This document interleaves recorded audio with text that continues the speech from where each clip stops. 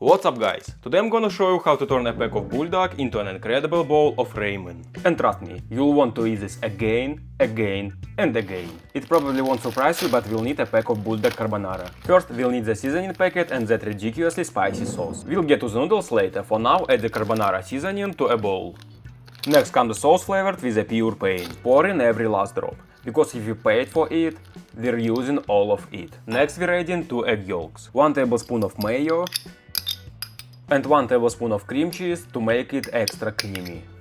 Give the sauce a good mix and let it chill on the side for a couple of minutes. Because now it's time to work on the ramen toppings. What do you think is the one ingredient every good bowl of ramen needs? For me, it's an egg. Ideally, I'd use a marinade one.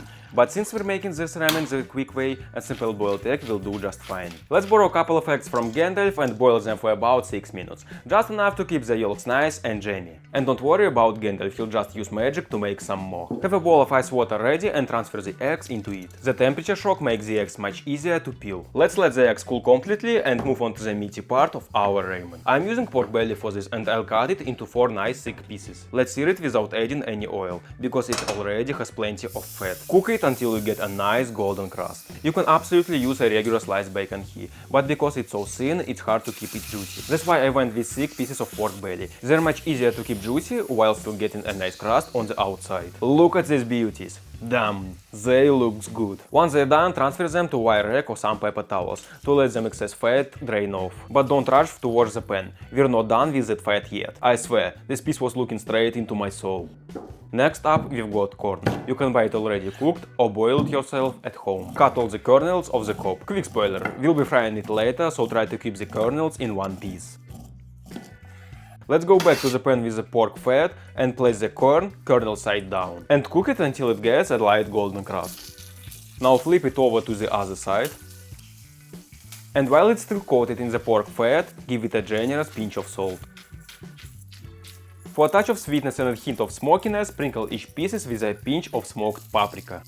It's basically fairground corn, but for ramen. We're done with the corn and finally it's time for the noodles. Add 2 cups of water to a pot, bring it to a boil and add the noodles. The package says to cook it for 5 minutes, so that's exactly what we'll do. Give the noodles a quick stir with your chopsticks to help them loosen up. While the noodles finish cooking, scoop off 2 swirl ladles of the cooking water and pour it into our sauce. Mix the noodle water into the sauce and you'll get an incredibly creamy and spicy broth. While the broth is still hot, let's quickly peel the egg. And as you can see, after all those little tricks, the egg peels pretty easily.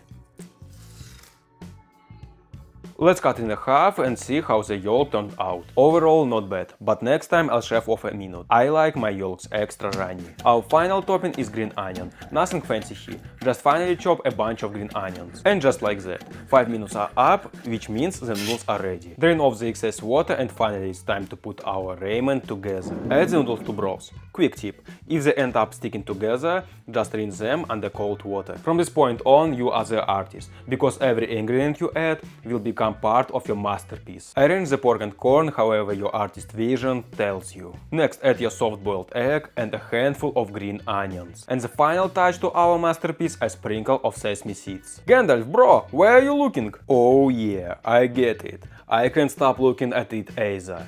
Damn, this looks good. And finally, it's time for my favorite part of the video, the taste test. But first, let's take care of tomorrow's problem. Alright, let's give this buldak a try. Noodles going straight into the furnace. Oh yeah, that's so good. The noodles soaked up every bit of the broth, which turned out incredibly creamy, rich and ridiculously spicy. Trust me, this recipe turns a simple pack of buldak into a restaurant-worthy meal. You seriously need to try this. And thanks for watching. See you soon.